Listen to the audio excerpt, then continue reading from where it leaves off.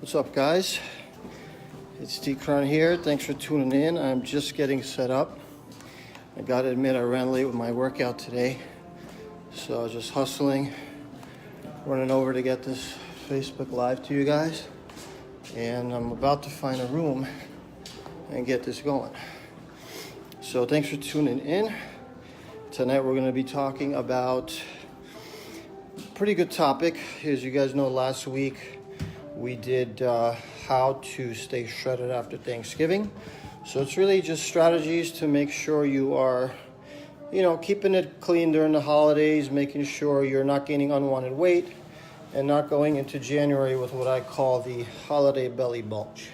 So in about a minute, I'm gonna get started. I need about a minute myself to set up. I'm gonna wait for a few more people to come, and I will be getting going shortly. So thanks for tuning in. Get some of your questions ready. Let me know how your holidays have been going. Have you been struggling? Have you been able to stay in a fitness groove? Did you tune in last week? Did you learn anything new from what I talked about? Would love to know if you tried anything out like that, if it's been helping you. So give me 1 second. I'm going to bring our Motion Tracks listeners online as well. So yeah, guys, I did a pretty good leg workout tonight. Again, I apologize, I'm a couple of minutes late. It ran over, but it was intense. It was pretty grueling. And, I'm always looking for ways to make my workouts more efficient. Tonight, I wasn't able to do that. I kind of ran late, but here we are, and here we go. So I'm going to bring on our Motion Tracks listeners now, and I'm going to get started in a second. What's up, Danny? Thanks for joining, man. Hope your holidays are going well so far. Let's see what's going on. All right, we're gonna go live with Motion Tracks. Cool, guys. So, like I said, I want to be talking about how to stay shredded after Thanksgiving. Last week was part one. Again, you're tuned into Firestarter. This is my live Facebook Q&A where I discuss a topic, I answer your question, and most of all, it's designed to help you fire up your motivation and your fitness results. So thanks for tuning in, guys. I know a number of my friends and our Motion Tracks family has joined over the last couple of weeks, and just feels nice to kind of get in a regular groove with these and provide you guys with value. So as we get started here, let me kind of set the stage by telling you what I've been working on lately. So I've dealt with injuries the last X number of years, and they've kind of I've had to take a step back in terms of how heavy I train, how much I can lift, how often.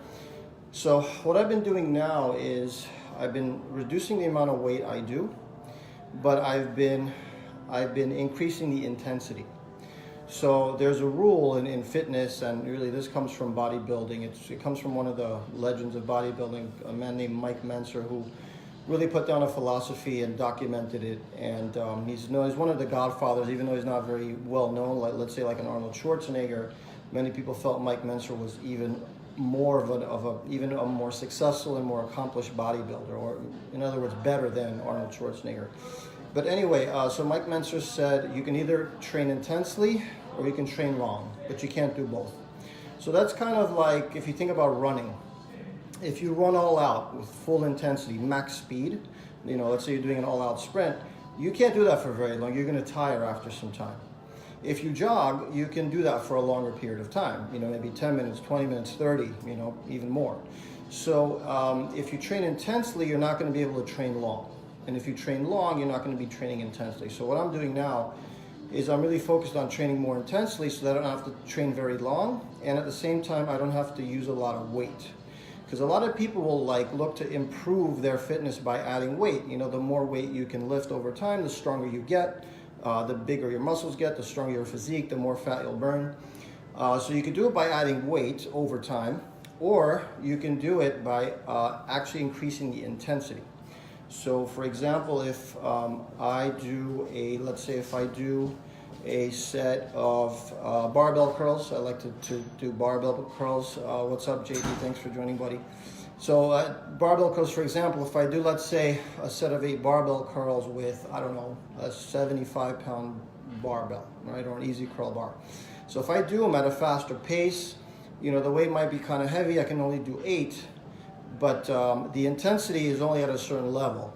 Now, if I slow down my pace, I may not be able to get 8. You know, if I'm actually doing them like this, literally like counting like 4 or 5 seconds on the way down, the amount of work I'm doing is much greater. So if I do this, that's, you know, a certain level of work. But if I do this and I'm lowering it slowly, that is a much greater level of work. And again, the advantage of that is twofold. One, by going more slowly, you're adding more intensity to the movement. You're doing more work, and you will actually do more work in a given set than the person who did them fast, right? So that's one advantage. So you're increasing the intensity. You get more quality out of that time spent, out of that set. And the other thing is the person who did them quickly is going to have to do more sets to match that intensity level. Whereas you just might need to do 1 or 2 sets and you're done. And that's much faster, it's much more efficient that way. So that's one thing I've been working on lately, is just adding intensity, like going lower in terms of the weight I do, but going higher in terms of the intensity by going slower and just getting more quality out of every set. So that's been helping me with my injuries, because lifting heavy, it impacts us more, it causes stress on our joints. The risk of injury gets higher, and as we get older, that becomes more and more important. And some of you guys know I've been dealing with elbow tendonitis for on and off for 2 years now. It's been extremely hard to recover from it, partly because I'm not giving my body enough of a break. I can't stay away from the gym, but you know, if as we get older, we have to be mindful of our joints, of our body, and using less weight is more beneficial in terms of our joints and our overall health. So that's what's up, guys. So let's get into tonight's topic. So again, this is part 2 of my holiday fat loss guide, also known as how to avoid the January belly bulge. We don't want the belly bulge, right? So we want to make sure that in December, we're doing the right things. And I think last time we talked about 3 big mistakes people make when they are in the holidays. So the first mistake, if I remember correctly, we said, people just do absolutely nothing. Like they think the holiday, it's time to take vacation. We don't need to exercise. We can eat whatever we want, and that's actually very hurtful because not only does it impact your waistline, but it pulls you out of your groove. And you know, going back to my analogy of a plane, if your plane is going at a certain altitude, it's much easier to keep that altitude or that momentum, in this case, going with just a little effort. Whereas if we start nosediving, it takes a lot more fuel for that plane to come back up to that altitude. So same with us. If we nosedive, we go way down. It's harder to get up in January. So do something. Don't do anything.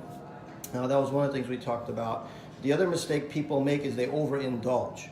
So they don't give themselves a limit. They go into a holiday party, they'll start drinking, and they'll just pay no regard to how much they're drinking or how much they're eating. And before you know it, they've really splurged and it's impacted them. So if you can go in with a bit of a rule, a bit of like, let's say a limit on how many drinks you're gonna have or how much you're gonna eat that day or at that event, it's gonna be a lot more beneficial for you. So I think that's a couple of the mistakes we talked about that people make. And I guess what I wanna focus on tonight is the mindset. So mindset is critical when it comes to meeting a goal, whether it's, you know, to have a healthy lifestyle, get fit, get chiseled, just lose weight, whatever your goal is, whether it's in fitness or in life, it's really our mind, our beliefs, our feelings that determine our level of success. So I want to talk about mindset. I think it's totally foundational when it comes to fitness as well as, you know, staying fit during the holidays. So these are some of the things I want you to think about. One thing you could do is this, and we talked about affirmations before, declarations. What you can do is you can make a declaration, and I actually saw a meme like this and I thought it was really good. It says, I declare that I lose weight in December. So think about how like motivating that can be. Think about actually how contrarian that is, how against the grain that is. Everybody thinks, oh, well, I'm going to gain weight in December because that's what I do. I gain weight. You know, it's the holidays. It's just normal. It's the season, and we all gain weight. And Yeah, you can buy into that. You can operate that way, and I'm sure many of us have for many years. But it's actually not going to help you. And there's another way too. And if you declare that you lose weight in December, now what you would do in December becomes very different than if you were just taking like the whole holiday off. So maybe just think about that for you. Like if your commitment was like, I declare that I lose weight in December, what would you do differently? Like what actions would you take? What things would you give up, or what things would you be careful or mindful of? So that's one thing to think about. Just make a declaration of how you want your month to go. And the more you declare it, the more your actions will become aligned with it, because you're keeping it top of mind, you're keeping it present. And you could use that for anything. Declarations, affirmations are super powerful. So you can actually just declare and just go for it, and just train your mind and let it focus on what you want. And then it'll make your chances of getting it much higher. So that's the first one. Declare that you can actually lose fat in December. The second thing is, this is a bit of a sort of like a motivation or routine kind of practice you may want to try out. But one thing you can try doing is, for every social event you commit to a workout as well that day. So if you know you're going to go to a holiday party, there's obviously going to be drink, there's going to be food, dessert, guilty pleasures. So what you want to do is, if you get a workout in that day, then you're going to be in better shape, figuratively and literally, going into that event, because you'll have burned some calories, you'll increase your caloric budget for the day. If your metabolism burns, let's say 1,500 calories per day on average, and now you worked out and you burned 300 calories before going to the event, now your caloric budget for that day is 1,800. And now you have room for like a couple of drinks or whatever it is. So that's something to think. That's one practice you may want to take on. You commit to an event, commit to a workout, or commit to 2 workouts, like however it works for you. But I think that's something you may want to try out to keep yourself more committed and balanced during the month. The third thing I want to talk about is, we know that holiday events are busy, they take time, they're commitments, and I'm not saying no, don't go to them. In fact, I'm saying go to them, like enjoy, have fun, have a great time, but balance it out. Like, get your workouts in, and the way to do it is just to do things efficiently. So I think we talked about it a little bit last time, but everything counts when it comes to physical activity. Don't think that just because you didn't go to the gym for an hour and do like an intense leg workout or whatever it is, that it doesn't count. A walk around the block counts. Going up the stairs 3-4 times extra counts. Parking at the other end of the parking lot and walking all the way over, or taking the long way home, that all counts. So go ahead and get those little like bits of activity in whenever you can. And when you do go to the gym, do just short, intense bursts of workouts. Bursts of workouts. So, let's say you have to go to a party at 7 o'clock and you get out of work at 5:30, you make it to the gym and you're ready to work out by 6. You don't have a lot of time, you got only 20 minutes. So you just want to ramp up the intensity and just make the most of those 20 minutes. So it goes back to what I said earlier, like you can work out long or you can work out intense. You can't do both. So the good news is, if you work out intense, you don't have to work out long. So if you got those 20-30 minutes before the party starts, just get in there and do an intense session. You guys, a lot of you know about my Motion Tracks fitness app. It's designed to make you do high intensity interval training. So those workouts are, very effective. They're short, they push you hard, and you're gonna burn massive calories quickly. You're gonna really challenge yourself, and you're gonna be in and out of the gym in almost no time. So definitely do HIIT cardio, HIIT training, and HIIT stands for high intensity interval training. It's a really popular training format. You can get a solid workout in about 15 to 20 minutes doing a HIIT workout. And again, in the Motion Tracks app, we have a lot of great 20-minute HIIT workouts you can do, and just take off to the party after that. You're gonna be feeling great. So another thing you can do if you don't wanna do cardio, you wanna lift, which lifting I highly recommend. It's just super beneficial for so many reasons, and for both guys and girls. If you wanna lift, do legs. And if you can't do a full-on leg session, do workouts that'll challenge your quads, that'll be like a multi-joint movement, like a squat or a lunge, a Romanian deadlift, also known as a stiff-legged deadlift. Anything that's going to move multiple joints at once. Leg press is pretty good. Those kinds of exercises will challenge you. they'll push you, and you'll burn more calories and get a lot of benefit in a short period of time. So instead of going to the gym and let's say doing arms or doing some machines, some cables, I say just go straight for the weights. They're going to challenge you the most. You're going to get done fast. You're going to break a good sweat, and literally 20 minutes. If you hit your weights intensely, you don't really need much more than that. And again, go back to the method I talked about earlier at the beginning of this episode, where I said, instead of using a fast pace when you do your reps, just slow it down. Just take it really slow, and you're going to add a lot of intensity, and you're not going to have to do a lot of sets. You'll be totally exhausted in 1 to 2 sets of a given exercise. And again, it's about efficiency. So those are some quick thoughts I wanted to share, guys, to just keep you in your holiday groove and make sure that you're going into January feeling good and not dealing with the holiday belly bulge. So that is what I wanted to kind of just throw out there today, and see what thoughts you guys had. If you had any questions about staying fit during the holidays, if there's any challenges you're coming across. I know there's a lot of alcohol at events, and there's a lot of like sweets, and there's a lot of stuff that tempts us, and there's it's a crazy time of year. We got to buy gifts, etc. So if there's anything you're challenged with, anything that's been difficult, or any questions you have, go ahead and just throw them up in the chat. I'm going to be checking it here for the next few minutes, see what's on your guys' mind. Let's see. I have a Motion Tracks listener posting. Elizabeth Martinez. Hey Elizabeth, thanks for joining and for your awesome post. I'm glad you used our audio tracks and love them. Thank you so much for recommending our Motion Tracks podcast.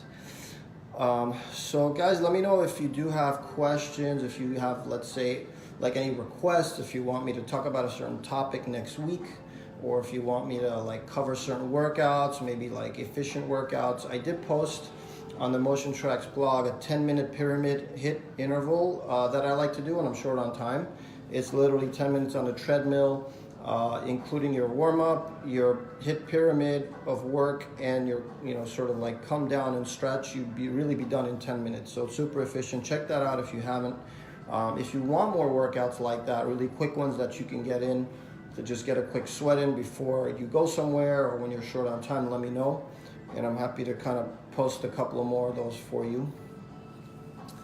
Let's see, it's 8:49. I'll probably run this for another 5 or 10 minutes based on who else comes on and what you guys want to hear about. Would love to know, is anybody going to any cool holiday events this week? I know I'm actually here at the Motion Tracks office, and the space where we rent office space from is actually having a pretty cool holiday party tomorrow. It's funny, one of the guys here, where I was talking to him earlier, he goes, "Hey, so are you gonna drink tomorrow?" I said, "Probably not." And he's like, "Oh my God, like how can you do that? How can you go to a holiday party and not drink?" And it's it's funny, people wonder about that, and I think still to this day, even though we've come a long way, it's kind of a little bit weird. Like it's not a social norm for people not to drink much. But I don't know. I mean, it doesn't do it for me anymore. I drank plenty when I was young. I'm not ashamed to say it. And these days, it's just, I drink and I just get drowsy. It doesn't pick me up. It doesn't make me feel better than I feel sober. So why would I drink? Plus, drinks are so expensive these days. It's outrageous, especially here in New York. You'll pay $17, $18 for a cocktail, if not more. So, there's that. And then also, obviously, the waistline. Alcohol is it's the worst thing. If you're trying to maintain a healthy weight, if you're trying to have a six-pack, or just be healthy overall, alcohol is not really a great choice. But again, it's not, everybody has their own sort of philosophy on it. Just sharing that story because that came up today. But yeah, I probably won't drink much tomorrow night. The only time I feel more compelled to drink is if let's say I'm on a date and my date has a drink. Having her drink alone is always not fun or gentlemanlike. So usually I'll have one and then I'll just kind of sip it. I won't even finish it. So that's a technique I talk about all the time. It's called have just one. So if you feel obligated or tempted to have something unhealthy, whether it's a drink, a dessert, what have you, you can just have a little bit of it. Like one strategy, I was just at a wedding on the weekend. My cousin got married on Saturday, and you know, if you have a glass of champagne in your hand, you can just take a little sip whenever you toast, and that's it. Just put it down, and you don't have to drink it, you know, otherwise. That's just a quick strategy I use. So like, yeah, you're obligated to you know, make a toast and drink sometimes, but that could be the only time you drink. You don't need to drink otherwise. So that's just a quick strategy you may want to use whenever you find yourself in a place where you kind of have to drink.